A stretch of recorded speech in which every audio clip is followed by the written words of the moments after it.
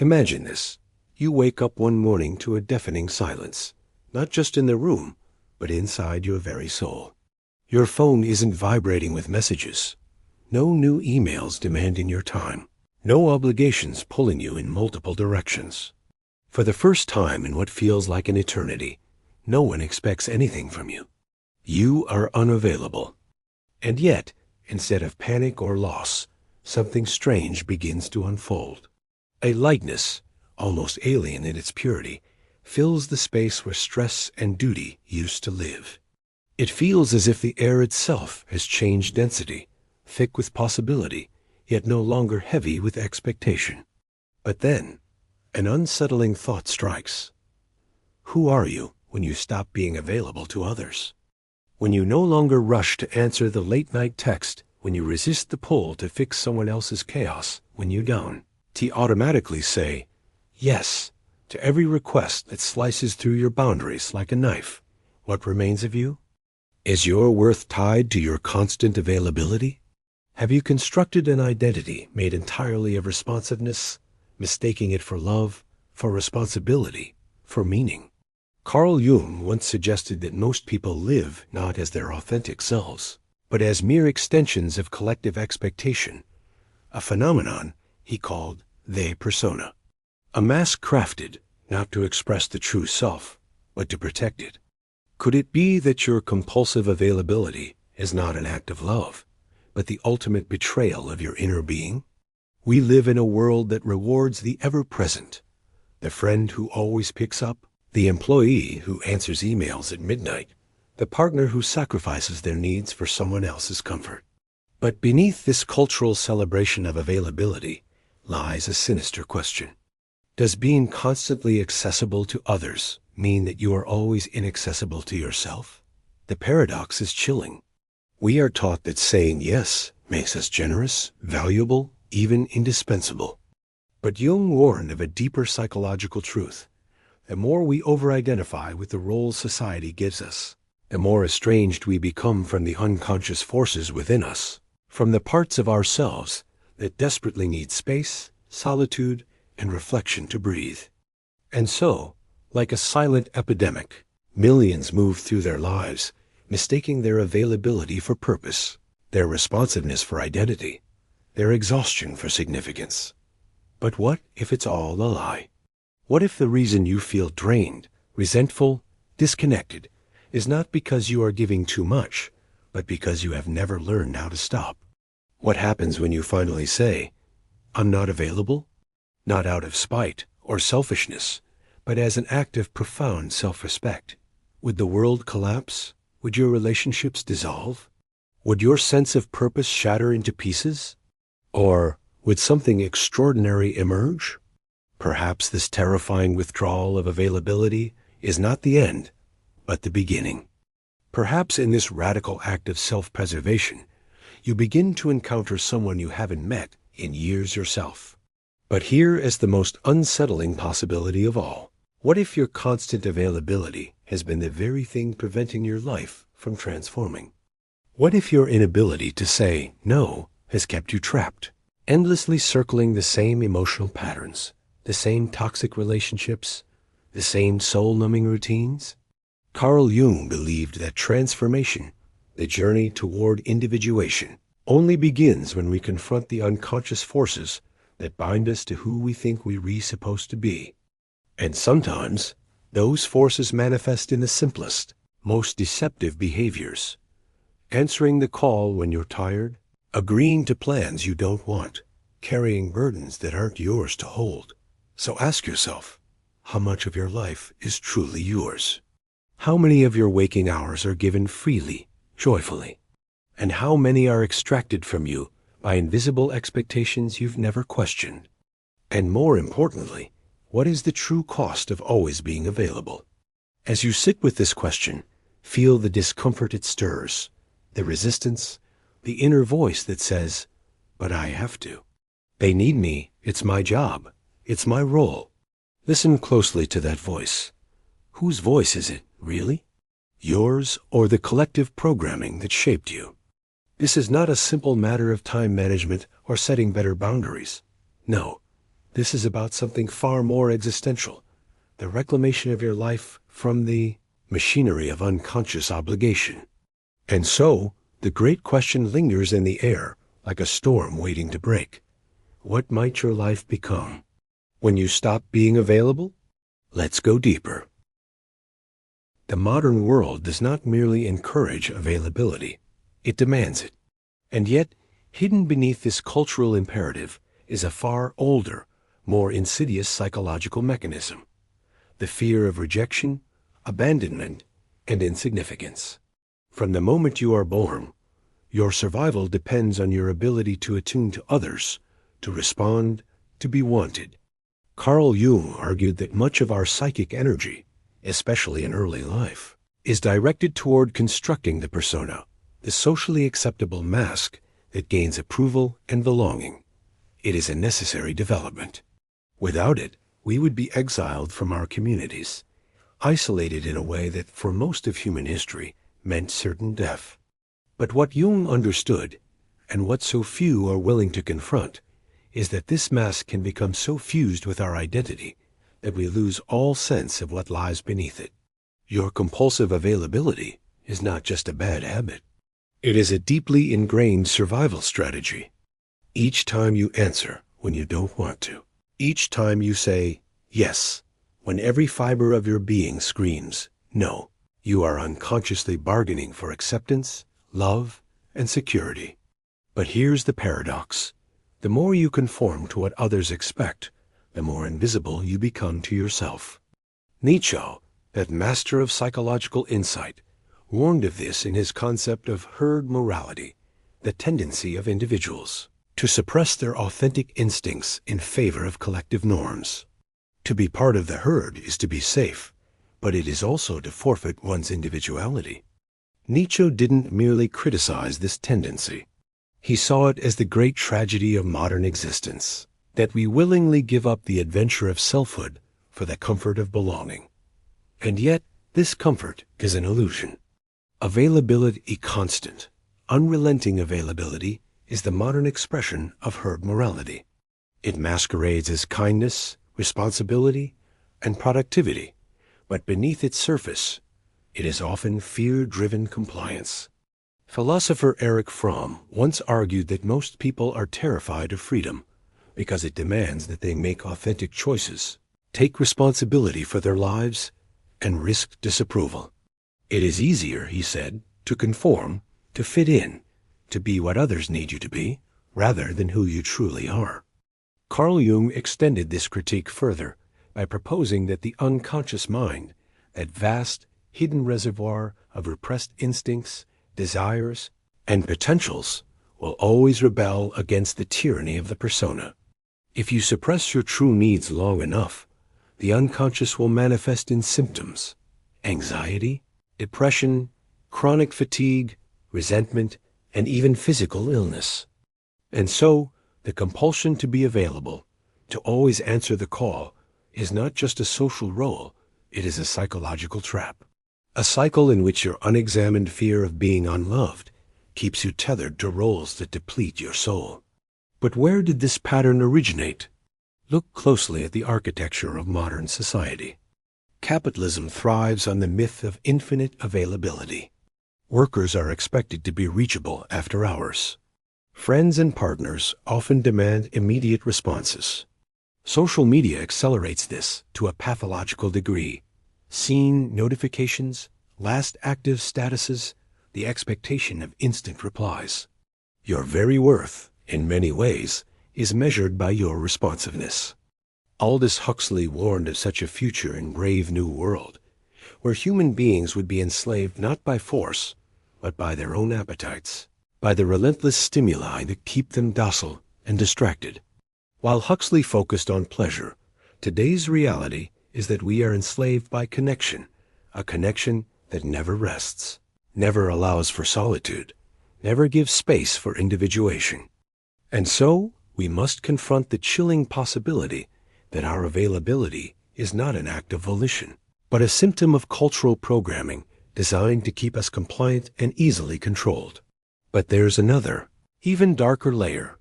Your compulsive availability also serves as a defense mechanism against existential loneliness. The philosopher Jean-Paul Sartre observed that human beings are condemned to freedom, thrown into existence without inherent meaning, forced to create their own essence through choice. This freedom is exhilarating, but it is also terrifying. It means that at the core of your being, there is no external authority dictating who you must be. You are radically, frighteningly responsible for your own existence. To escape this terror, many seek refuge in roles, obligations, and other people's needs. If you are always available to someone else, you never have to face the abyss of your own freedom. You can hide behind the duties of friend, partner, employee, or caregiver. But the cost is monumental.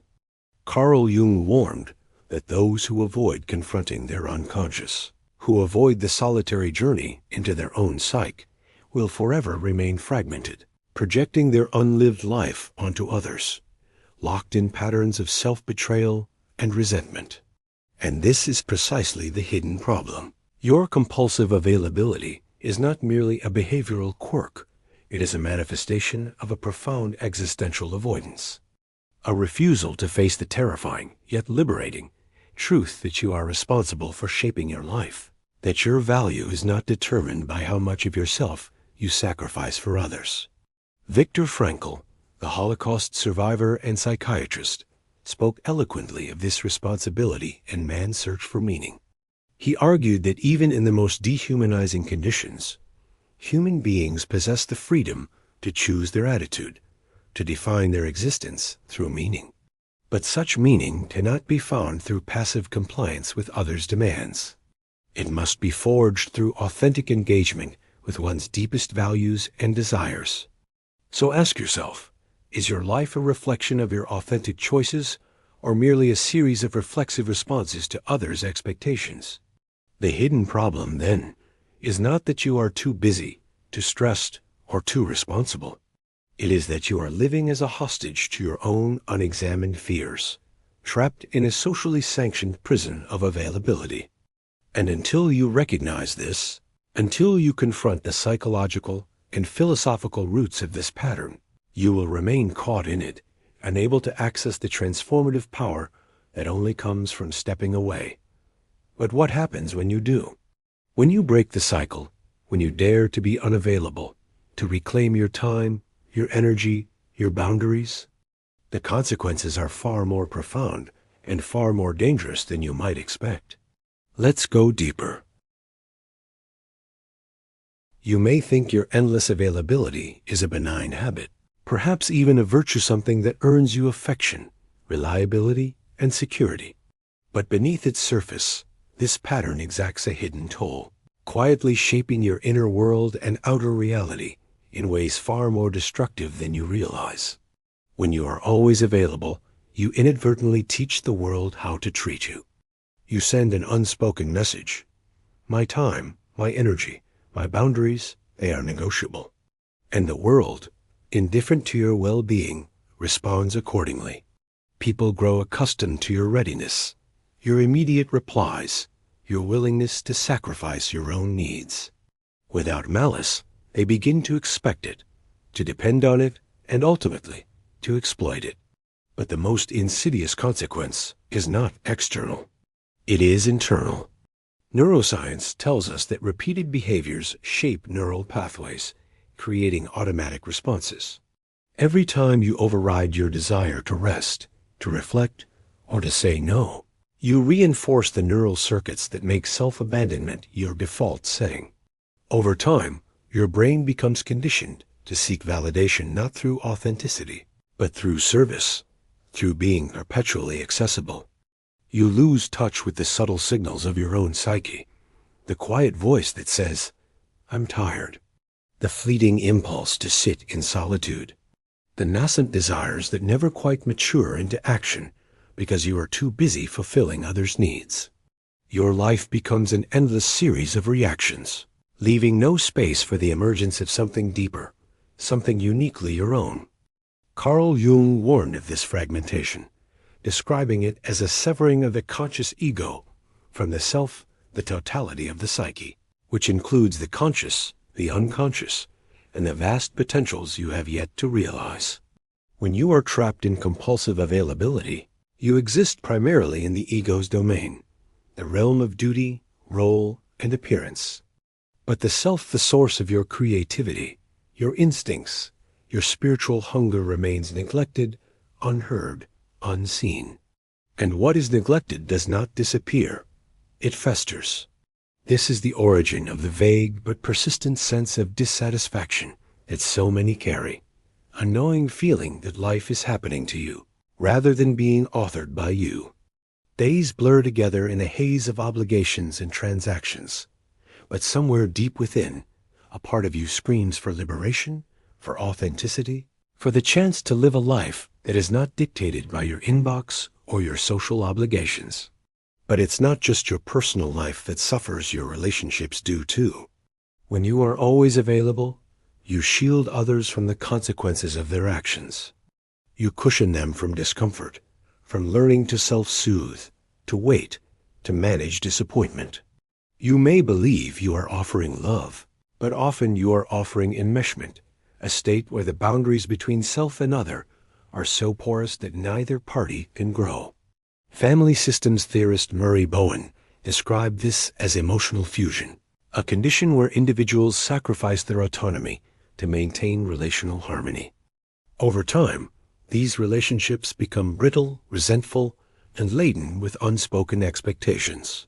You may begin to feel used, unappreciated, or suffocated, but these feelings are the inevitable consequence of a dynamic you helped create by never stepping back, never allowing space for healthy distance.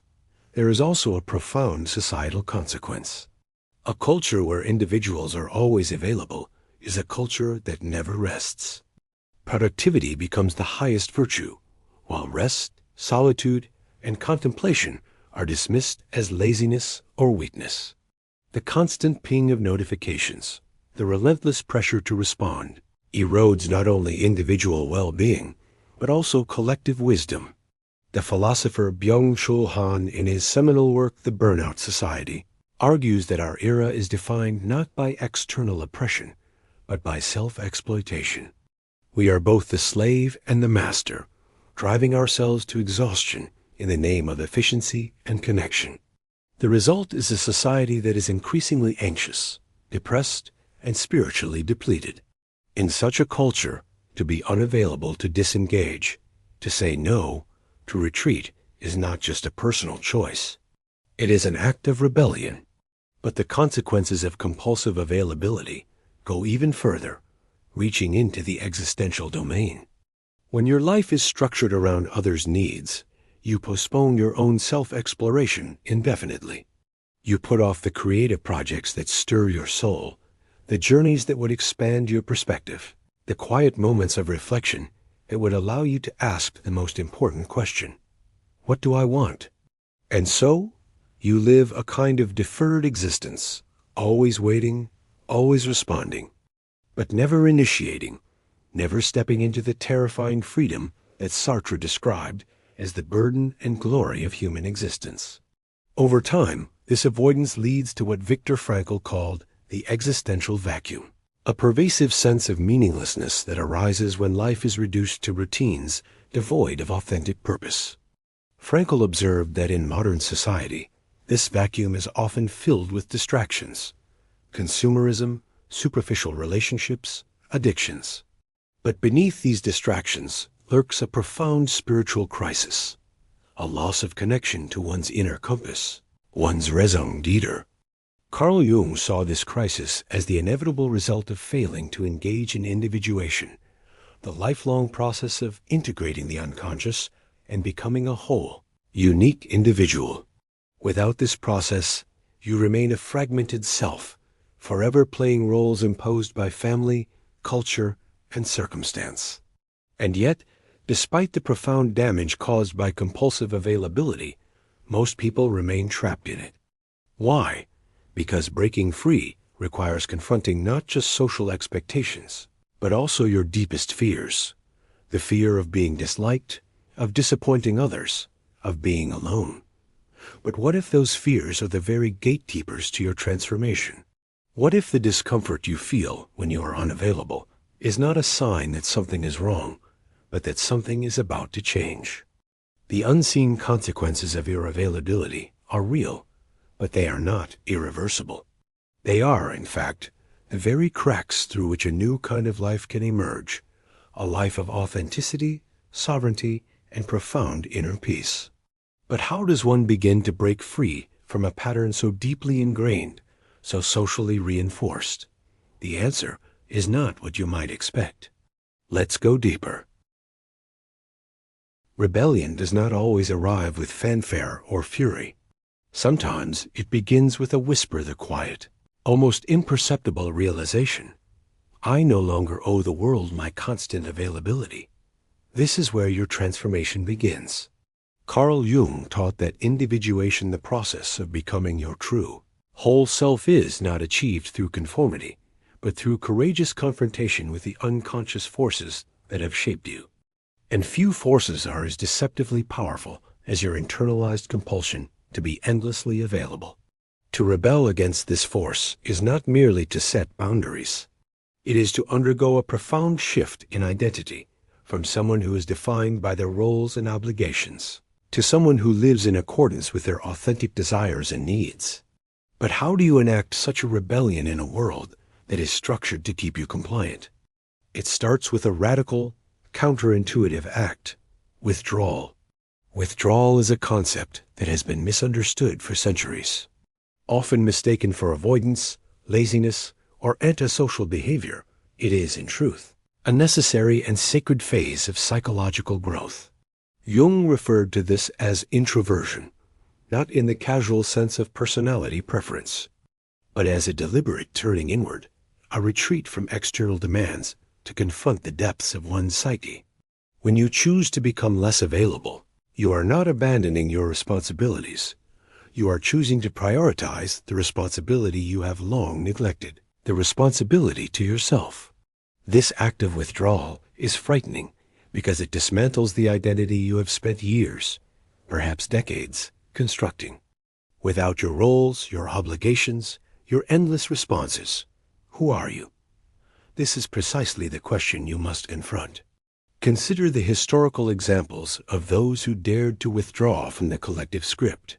Siddhartha Gautama, before becoming the Buddha, left behind his royal life, his family, and his societal obligations to sit beneath a tree in search of enlightenment.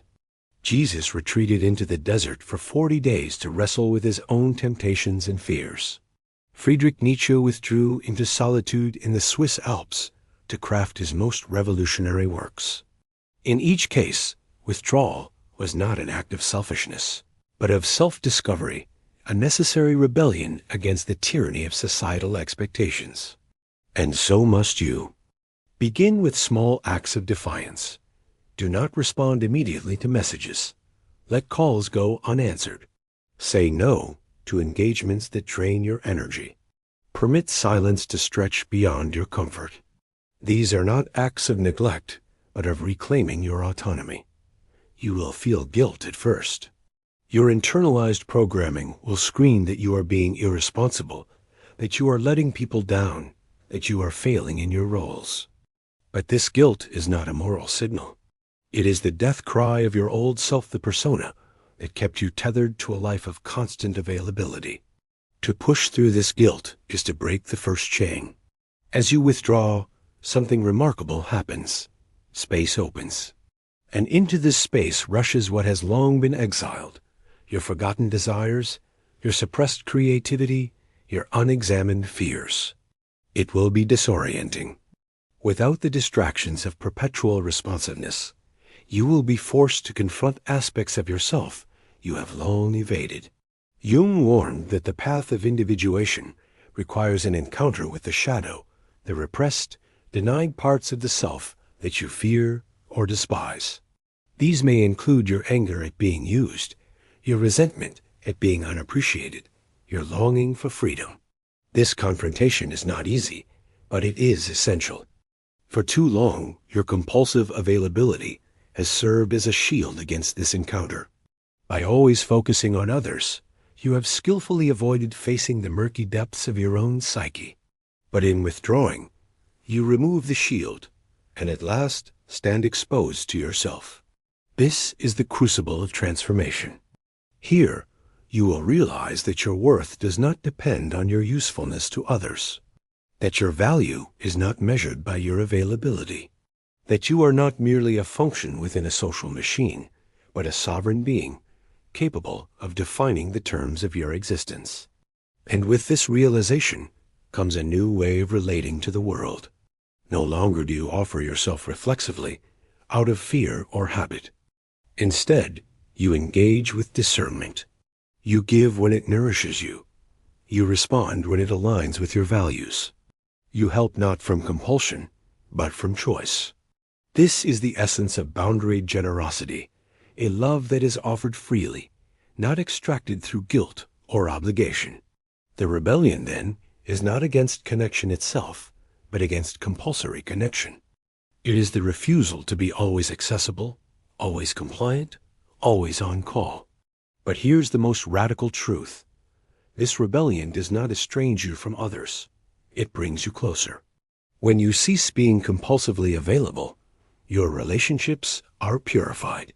No longer are they based on obligation, but on authenticity. You teach others to respect your time and energy, just as you begin to respect your own. The enmeshed, resentful dynamics dissolve, replaced by bonds of mutual recognition and sovereign connection. Moreover, this newfound space allows your latent potentials to awaken. The creative projects you've postponed, the passions you've neglected, the dreams you've dismissed, all begin to surface. You begin, perhaps for the first time, to author your own life. Carl Jung insisted that individuation is not a luxury for the privileged few, but a necessity for anyone who seeks psychological wholeness. It requires the courage to stand apart from the crowd, to endure loneliness, to face the abyss of freedom. But on the other side of that abyss lies something astonishing. Not isolation, but integration. Not alienation, but authenticity. Not loss, but life. And so, your rebellion is not an escape from reality, but a return to it, a return to yourself. The question now is no longer, what happens if I become unavailable? But rather, what becomes possible only when I do? As you stand at the threshold of this choice, remember, the world will not give you permission to reclaim your sovereignty. It will continue to seduce you with notifications, demands, and expectations. But your life does not belong to the world. It belongs to you. And now, at last, you know how to take it back. But there is still one final revelation, a truth so profound, so shattering, that it reframes everything you've learned. Let's go deeper. Imagine standing in the center of your life, not as a reaction to everything and everyone around you, but as the sole architect of your existence. For the first time, you feel the profound stillness that comes not from absence, but from presence, your own presence, finally unmediated by the endless noise of obligations, requests, and expectations. Here's the ultimate truth, the revelation that cuts deeper than all the rest. You are never meant to be endlessly available. You were meant to be whole. Carl Jung understood that the ultimate aim of life is not to be useful to others at the cost of yourself, but to become what he called the self, the integrated, individuated being who has reconciled the opposites within, embraced both light and shadow, and stepped beyond the compulsions of social programming into authentic existence. When you stop being available, your entire life transforms, not because you become selfish or disconnected, but because you finally create the conditions necessary for the self to emerge. You no longer dilute your energy in 1,000 directions, no longer fragment your identity to serve roles that do not nourish you. Instead, you concentrate your psychic energy inward into the great work of becoming. The most powerful realization is this: every time you say yes to something that is not aligned with your truth, you say no to your own becoming. This is not just a psychological insight. It is a spiritual law. In the ceaseless rush to be present for others, you have abandoned the most sacred presence of all, your presence to yourself. You have filled your days with other people's needs, other people's emergencies, other people's stories. And in doing so, you have neglected the one story that only you can tell, your own. But here is the paradox that has eluded you until now. By reclaiming your sovereignty, by becoming less available to others, demands you become infinitely more available to what truly matters.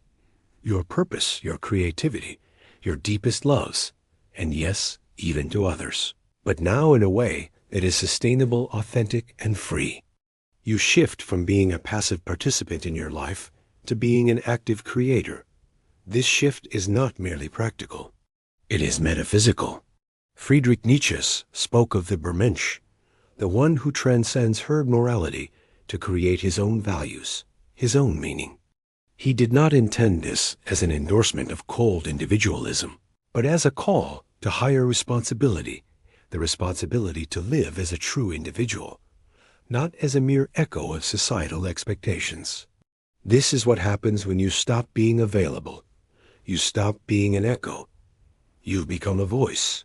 The voice of your deepest instincts, your unfulfilled desires, your unexplored potentials. For the first time, you hear the whispers of your soul that have been drowned out by years of compulsive responsiveness. Write that book. Take that journey. Let go of that toxic relationship. Begin again. These whispers grow louder, more insistent, and finally, they become your guiding compass. But this transformation demands a sacrifice.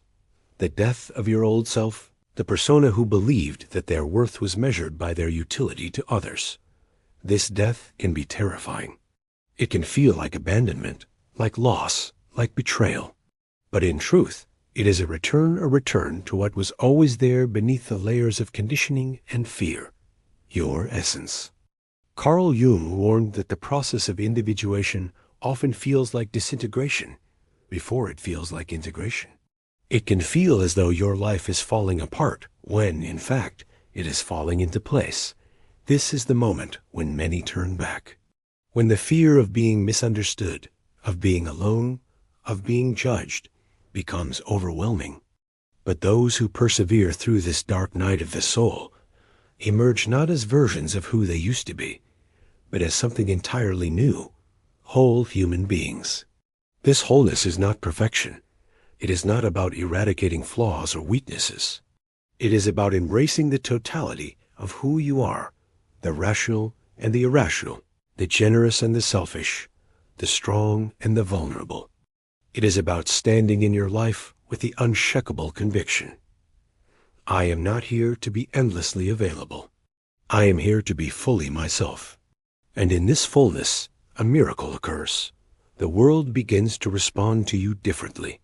People respect your boundaries. Your relationships deepen in quality, even if they decrease in quantity. Your work becomes more meaningful because it is no longer a desperate attempt to prove your worth, but an authentic expression of it. You discover, to your astonishment, that your availability was never the source of your value.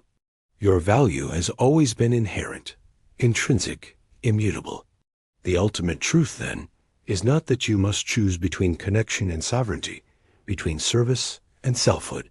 It is that only by reclaiming your sovereignty, only by becoming unavailable to what drains and diminishes you, can you become truly available to what elevates and fulfills you.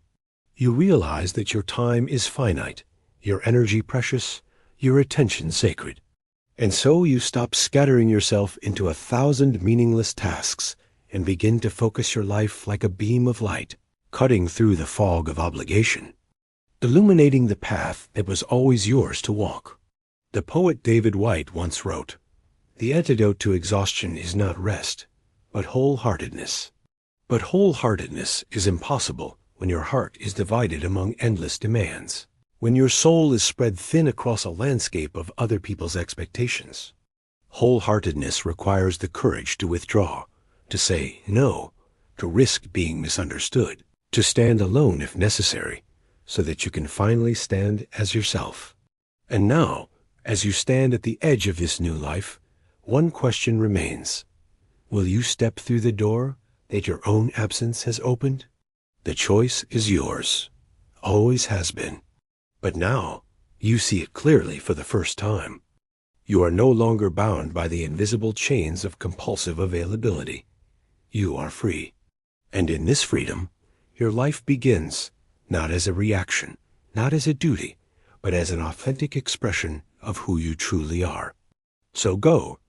Close the open doors that no longer serve you. Withdraw from the noise that drowns your spirit. Become unavailable to what is unworthy of your soul. And in that sacred space, listen to the voice that has waited patiently, silently, lovingly for you all along. Welcome home. If this message resonated with you, take a moment to like this video. It helps others find these insights too. And if you're ready for more content that challenges the way you think and live, make sure to subscribe and turn on notifications. Your journey to a deeper, more authentic life starts here.